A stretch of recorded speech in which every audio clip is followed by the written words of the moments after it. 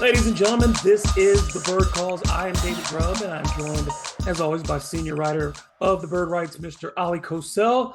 The Pelicans wrapped up the Las Vegas Summer League with a loss to the Philadelphia 76ers, finishing with a 3-2 record for the second straight year. The Pels are 11-4 in Summer League play over the past 3 seasons, for whatever that's worth. But Oleh, let's start with the most important player on the roster this summer, the guy that everything really in this conversation and all the conversations this summer centered around, Dyson Daniels. You put a piece out about him on Monday, discussing how much the organization put the weight behind these games. So what did they and what did we learn about Dyson Daniels this summer? Yeah, they said they were going to give the majority of their starters the heaviest amount of time, with Dyson Daniels being the leader. Right? They wanted to put the ball in his hands the most, put him in all these situations the most, basically recreate an NBA regular season as much as possible. And I think they accomplished that. And Dyson, I mean, outside of the shooting, and we'll get to that, I think he shined, right, David? I mean, this was a guy who, when I dug into the numbers, it's actually amazing how poor he was offensively in almost every facet of the game. He was terrible in isolation. As a rookie, not this summer, as a rookie. Excuse me, yeah. Last regular season, right? Better make that clear. Yeah, he was terrible in pick and rolls, transition, isolations, right? We saw him even when he had open lanes, right? Multiple times he'd pass up shots where he's trying passes into congestion rather than shooting an open shot, or like I said, when he had a lane. So we didn't see any of that. We saw a guy that was flat out confident, right? I mean, he went 2 of 20 from 3-point range here in the Summer League. And I don't think ever once he turned down a look. I thought he shot every single attempt with enough willingness and meaningful, purposeful action that I didn't see that hesitation, right? Unlike last season. So on top of all that, right, great defender, better rebounder, I think. Excellent facilitator. I think he's become a better facilitator. And I want us to dive into everything. But overall, for somebody who just turned 20 a couple of months ago, and remember, he's younger than a lot of these 2023 draft class, including, both of the Thompson twins, Brandon Miller. So he's legitimately, Jordan Hawkins is older than he is. Yes, right. So you have to grade him, I think, on a scale more to something along their lines, and somebody that's truly gained and experienced purposeful NBA season under his belt. Because remember, last Summer League got wiped out by an ankle injury. Then he had an ankle injury during the regular season. He was in and out of the rotation. And like I said, when you have no confidence, you're not really doing yourself any kind of good. You're not really learning out there. And so this was almost a fresh start. And I think we saw what hopefully will be a glimpse of what we're going to see during, the regular season. I don't think, Oleh, there was no role carved out for him last season. He was a luxury item. The expectation for him even at the 8th pick coming into the season, same with Jordan Hawkins this year, playing big minutes would have meant either someone was hurt or it meant that he had exceeded all expectations and had just thrust himself into the lineup. And he had to play because people got hurt. And the thing that kept him on the floor was his defense. But yeah, there wasn't a lot of confidence for him offensively because I think there was never a role for him offensively. There was never time for him to develop any kind of purpose offensively. As far as you could tell, as you said, as soon as he got the ball, it seemed like he was, let me give it to somebody who knows what they're supposed to do with it. If it wasn't in transition, if he wasn't throwing it ahead, he really did not want to take the burden on of running the offense. But as you said, it's clear that Casey Hill and the rest of the coaching staff, whether in practice or as a point of emphasis through Casey Hill, they wanted Dyson to handle the basketball. And we saw him do that facilitating. We saw him score in the mid post. We saw him attack the rim with 2 hands and finish through contact. We saw him go to the free throw line an extended number of times, get to double-digit attempts in games, something that he did not do. I think you could go weeks and not add up to double-digit free throw attempts for Dyson at times last season. So to me, everything that you wanted to be a positive for Dyson, he's bigger, he's stronger, he's better. No, he's not a starter, but he shouldn't be this year. But he can definitely be a contributor and a top 8 rotational player. Right, and you have to have hope, right? because we saw enough out of him early, and I mean early last season, right? Basically in preseason, maybe the first week or so, to where you saw the glimpse of the talent, and it wasn't just defensively, right? Because look, he's 6'8", and he can jump with the best of them, to me, in terms of when you're attacking the glass, when you're trying to be a rim protector. There's so many ways that we saw him impact winning, is why I think we all got excited about him early. But then that confidence got eroded. And as you alluded to, I mean, I remember, David, even in transition, he'd get a rebound and it'd be on him to push the ball. He wouldn't even do that, right? He'd be trying to shovel it to somebody else to bring it up, and it almost would result in a turnover sometimes. So fortunately, we haven't seen any of that. And what's impressive to me is he's been able to do all this in just a couple of months, right? So he's improved on his strength. He's worked on his shot. And I think that shot will come. I think that the form is vastly different. I think his mentality is different. I think it's just now just about getting the results. And just like with Herb, you just got to give it time. But everything else, like Casey Hill said, the most important thing is he's got to play downhill. So offensively, you can't be a liability. You can't always just look to make a pass and not even look at the rim, right? I mean, you're even taught to do these things at college and even beforehand often, right? Like in high school.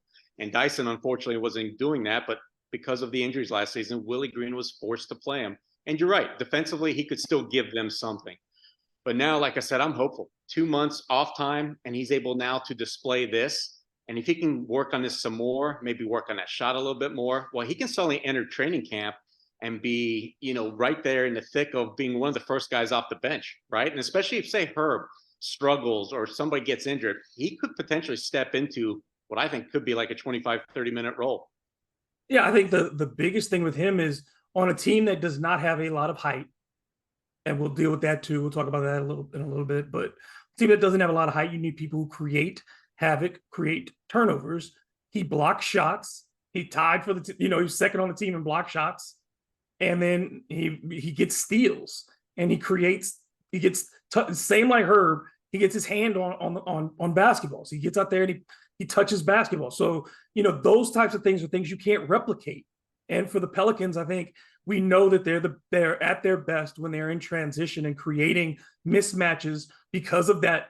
The fact that when you don't know who to cover, all these 6'8", 6'7" guys, and Dyson can be one of those guys in transition. And if he can be confident, like you said, and he catch and shoot more than anything, because we saw him use the floater. We saw him add the floater during the summer. And if a 6'8" guy can be accurate with his floater and he's willing to post up and shoot that mid-range hook, mid-post hook shot, if he can do those things against second unit defenses, what else are you asking for in year two? Exactly. And I think his way to get points, right, is offensive putbacks, transition. And like you mentioned, I think people can't overlook this. Getting to the line of an average of, I think, was 6.2 trips in Summer League. That's such an impressive leap over what he did last season. So there's going to be ways for him to score, even if that jumper, say, maybe it takes another full year right before he gets it. But I think, like I've been saying, I have trust in it. I have trust in him. I have trust in his work ethic. And yeah, David, it's promising. I think the biggest thing moving forward is going to be determining his exact role. I think the Pelicans, of course, they don't have a true facilitator, right?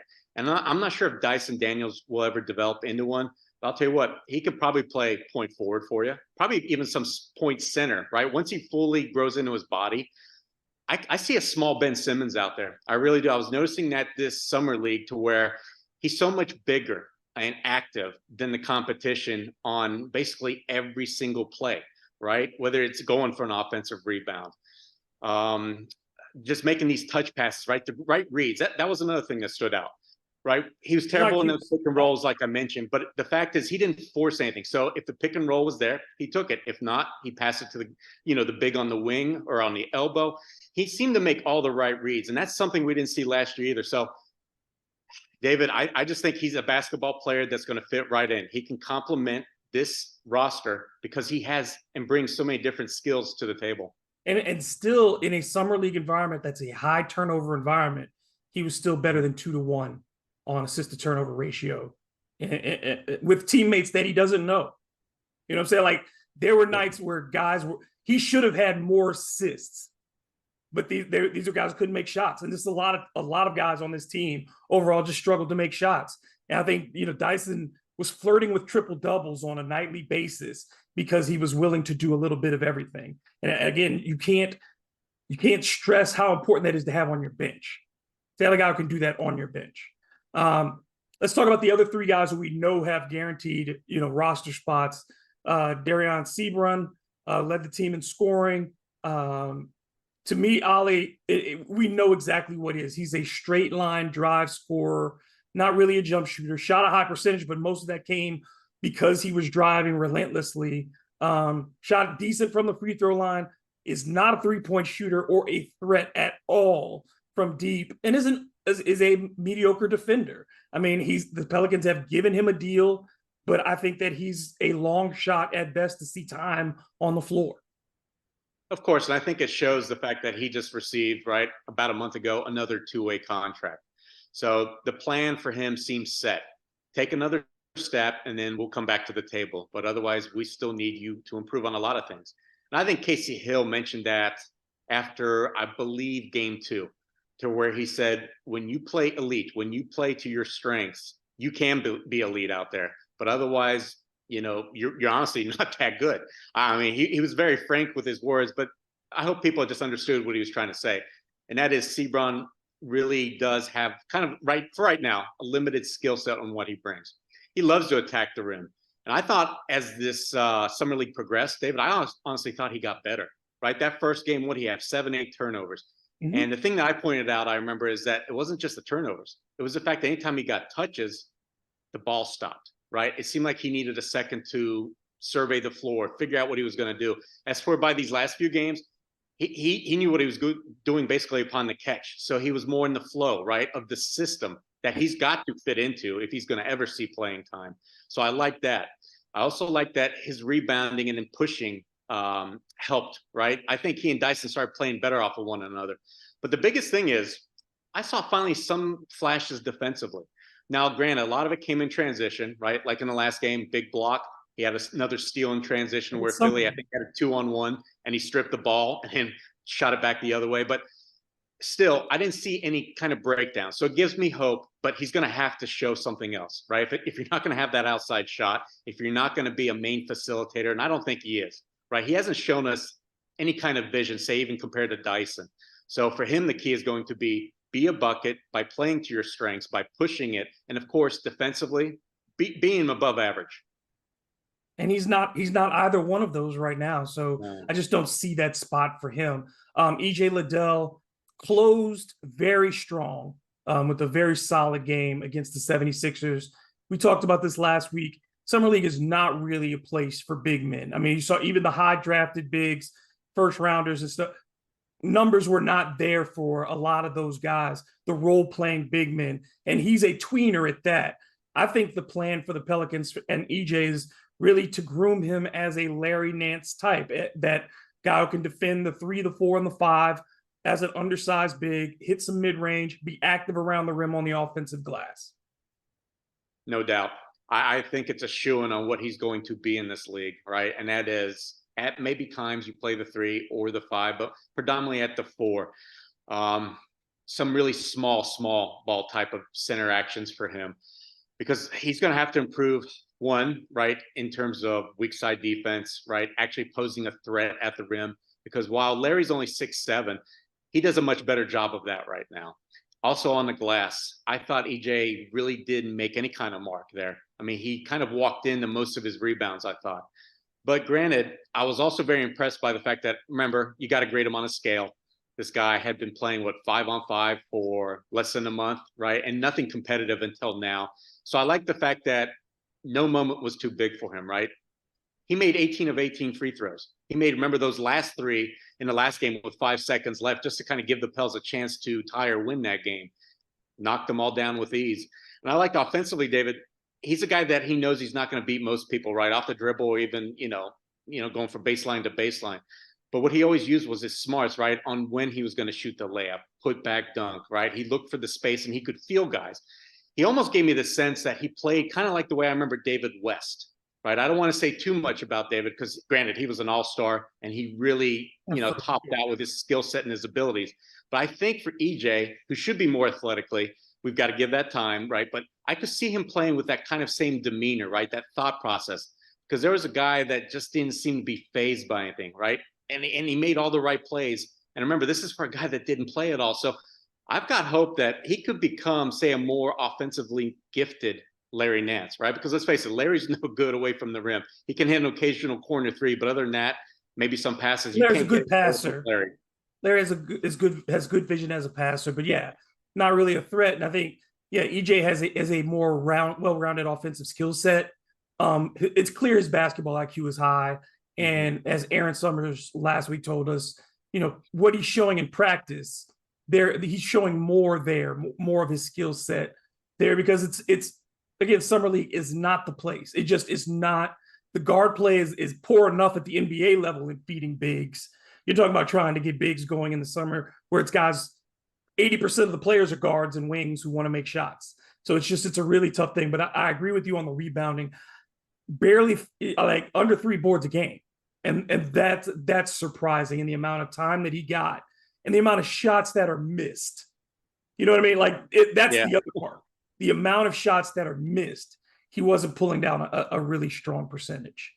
But real quick, we got to say rebounding is usually like multiple efforts, right? You've got to find a man, box him out, then go after the board, right? Because in Summer League, everybody's diving after that ball. And I think EJ just didn't trust his body enough yet. We'll see, though. We'll see by training camp. We'll see what his body is like then. Jordan Hawkins, the first round draft pick, he never found his shot. And that's just, it's really what it is. He looked physically undermanned. He wasn't overmatched, excuse me. But you can tell he's a basketball player. Like, he knows what he's doing. He knows where to go. He knows how to get to the right spots. He understands his game. It's just that he never found his shot. He didn't take bad shots.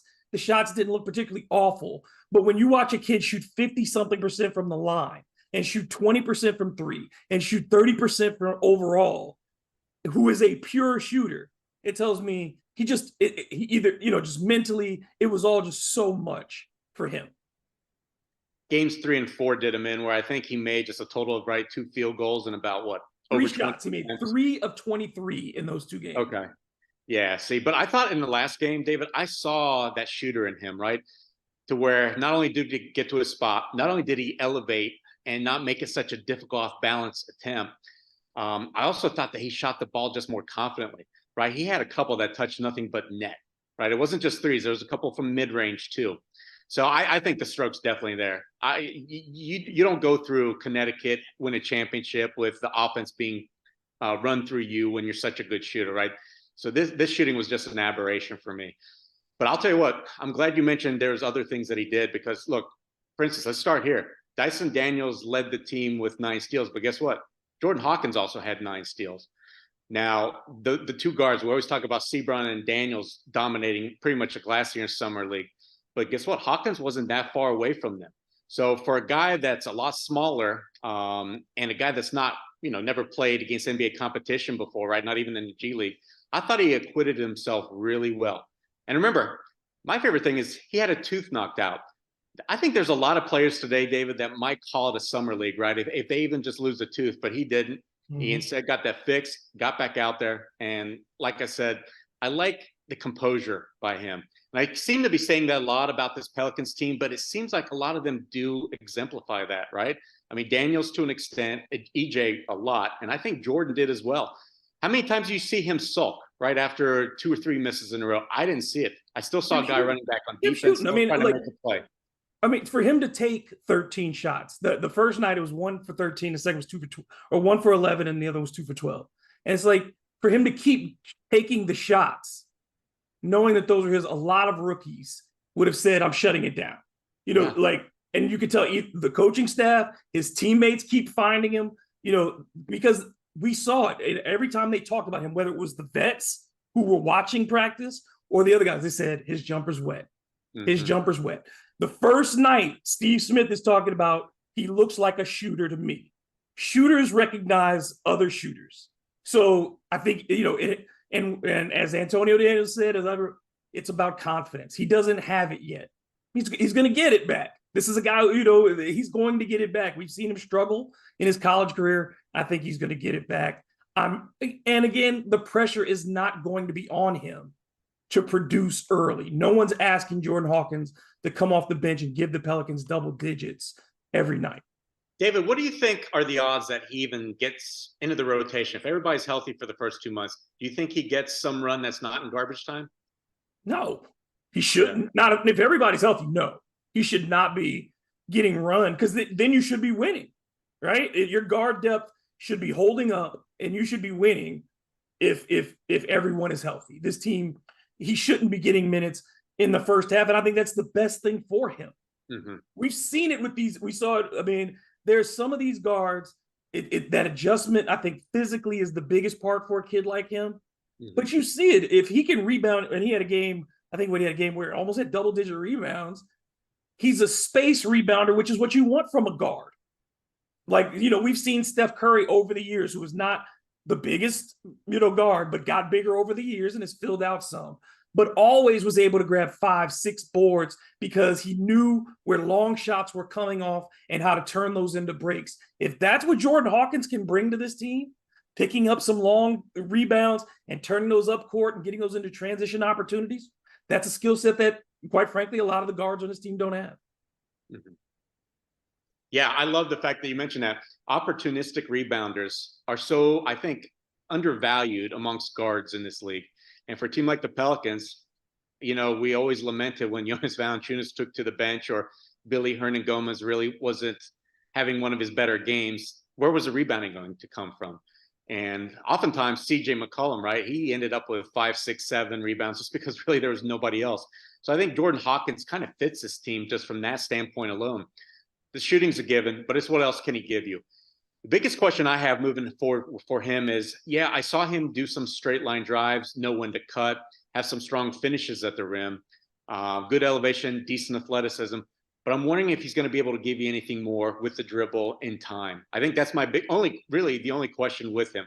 I think he's going to get a little bit stronger. I think he's going to be able to guard a lot of ones, maybe some twos in this league, just by default. He's going to figure them out, figure out the game, like I said, get strong enough to where I don't think he's ever going to get pushed around like, say, a Jordan Poole, who didn't even honestly care to play defense most times. I think Jordan cares, but the question for me is like the difference from becoming any kind of, say, a rotation player coming off the bench to maybe ever seeing starting minutes is, can he ever develop a good handle? Because we kind of saw, right, turnovers aplenty when teams started paying attention to him.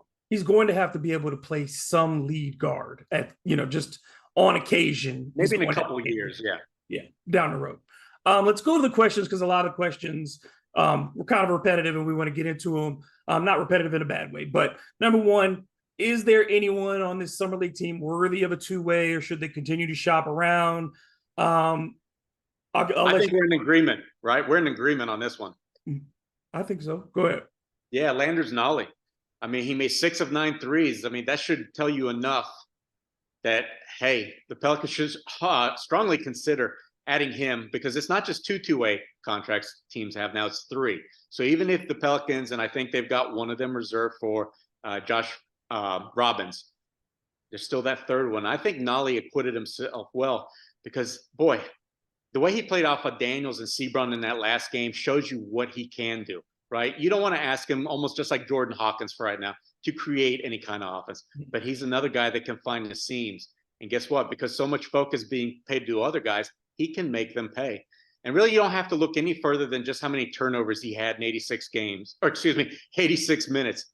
David, get this, 3, right? This guy is not going to go out there and suddenly try and do something he's not capable of. So I think you like that in those type of role players that sit towards the end of your bench, right? When you need a Luke Kennard to come in and maybe hit 3 or 4, 5 threes, something along those lines. I could definitely see Landers kind of carve out that role maybe in a couple of years' time. So yeah, I would definitely take a chance on him. He's bigger than I thought he was, even from college. He looks a little bit bigger. But the thing that impressed me the most was, again, his release is so quick. But his second shot, we saw him follow up shots and get back to the rim. We saw him follow up shots and get the mid-range jumper. His shooting intellect, he understands where he needs to be. He just moves correctly for an offensive player, and he didn't take anything away defensively. He was not a poor defender. He's a good team defender. He needs to develop, clearly. That's why he's in the position he's in. But again, that skill set, as you talk about, he can shoot the basketball flat out. Shot a 50% overall of the floor, almost 60% from three overall. Just and I think he just was a smart, intelligent. He fits the profile of the guys that they have given chances to, and that it's paid off. And I think he would pay off amongst the group that we've seen. If anybody, you're going to take the risk on a two-way, he seems to be the one. I do, because he's not an undersized guy, right? You mentioned it, but yeah, 6'7" and being able to play some two, some three. He's got the size to do it. Yeah. Look at what Memphis always churns out, right? Guys that can stretch the floor. He's bigger than Desmond Bane. But they're so lethal and they play within themselves. Those guys are valuable. Yeah, I think he's bigger than Desmond Bane. Bane easily. Yeah, Desmond's shorter. He's 6'5"-ish, I think. With short arms, too. Yeah. And I mean, I'm not saying he's going to develop into that, but I'm just, as an offensive threat, I think Nolly is, the skill set, again, that he brings, the ability to move without the basketball. He doesn't have to put it on the deck to score. He doesn't have to. He gets that shot off very quickly, and he can do it with a man in his face, too. So I just, we got to mention, too, the Pelicans have guys that they like, right? I think we mentioned on the last podcast, grinders. So the Jose Alvarados, Herb Joneses, Dyson Daniels, everybody's got a spot for them, Larry Nance, but you need somebody to complement them. And that's what's always killed them, right? I think Landers, as we saw, especially in that last game, he fits this Pelicans team to a T with the speciality that he brings. Yeah. A lot of folks asked about Liam Robbins, what he could bring, but Liam, I said Josh. Yeah. Sorry, yeah. Liam. but look, as far as Liam, it's clear the organization is super high on him. They don't put him on the summer league roster knowing he's not going to play, and then invite him to training camp knowing he's not going to be ready until training camp, unless they've pretty much guaranteed this guy a two-way contract at the very least. He's not going anywhere. No, definitely not. I mean, I wish I could talk about him, but we haven't seen him dribble a basketball, right? So all we've got to go on is by what he did in college, what some, reputable scouts have said, written up analysis on him. But he sounds like a guy that can help, right? And I'm telling you what, the Pelicans need for him to turn out, because even though Carlo Matkovic, I thought, finished this summer league on a high note, right? Games 3 and 4 went a lot better than 1 and 2 for him. He's definitely at least going to spend another year in Europe, and he needs to. But behind Jonas Valanciunas and Cody Zeller, you want to have somebody that's a little more dynamic, and especially a rim protector. I'm very curious if Robbins can give them anything, right? Aren't you curious at all? Yeah, if he can, like I said, if he can be a poor man's Splash Mountain, block shots and hit the occasional three and set good screens, he's going to find time. That's all he's got to do. If he can do those three things, he'll get to play. The big question, of course, that everybody asks, Holly, the CJ moving to the bench, with the starting lineup question, who should be the 5? I'll let you handle this one first. I think unless somebody really slips and falls off a cliff right in training camp, you're going to go with the same starting 5 that we saw Willie Green roll with last year. There's undoubtedly a confidence they have with Herb Jones in it. So I don't care how well Trey Murphy plays. I just don't see Willie making that move, right? When you've got the entire coaching staff saying that's the quarterback of our defense. And when you look at who he's surrounded by, again, I don't know how this team stops anybody, makes any kind of impact when you've got Ingram, Zion, and Valanciunas out there, right? You need Herb. So that's not even a starter for me. But you're right. I think in due time, CJ is the one you look at, right? Say he struggles for a month or two. Maybe he starts slowing down a little bit more. And right now, I haven't seen any evidence of that, right, David? When he wasn't injured last year, he was fantastic. I mean, he carried this team for a couple of months, once when Zion went down, then Brandon Ingram, but he was so consistent. And I think that's probably what we can expect, right? He doesn't rely on excessive athleticism. He's just got a wide variety of great moves, skill work, savvy. Yeah, and he just knows how to play. And I'm very curious to see how he's going to play, say, off of guys. He's somebody that I think is going to try and do that. And look, as a spot-up shooter, it's hard to find somebody probably better than, say, CJ staying on the weak side if you're BI or Zion. So it's just hard for me to see Willie Green making any changes, say, for at least maybe the first half of the season. Again, it's maturity. This team still doesn't have a ton of it. You're not going to ask Zion to come in at that level and make the starting lineup younger. It just doesn't make sense. And it's not about starting minutes. It's about, in my mind, it's about total minutes and who's closing.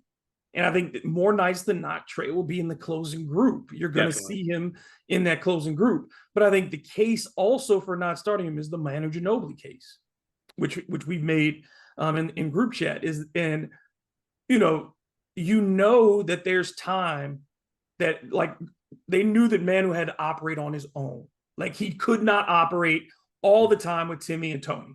He needed his space to just do Manu stuff and to score in bunches. If he was rolling, they let him go and everybody got out the way.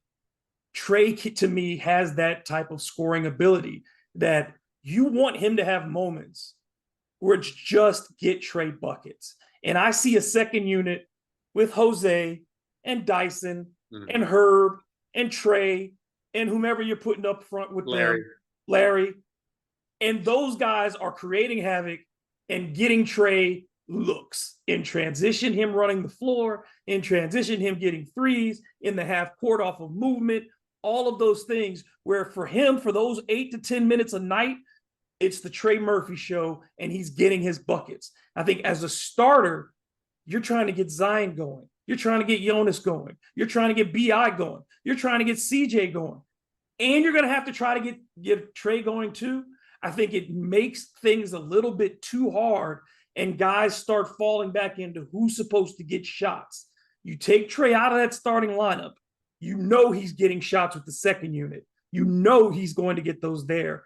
And then when he comes back with the starters, he complements them and you keep playing mixed match the rest of the way. Yeah, whether it's right or wrong, there's a natural hierarchy, right, in terms of who's going to be getting the shots. We know this. I mean, you don't even have to have played basketball to know this.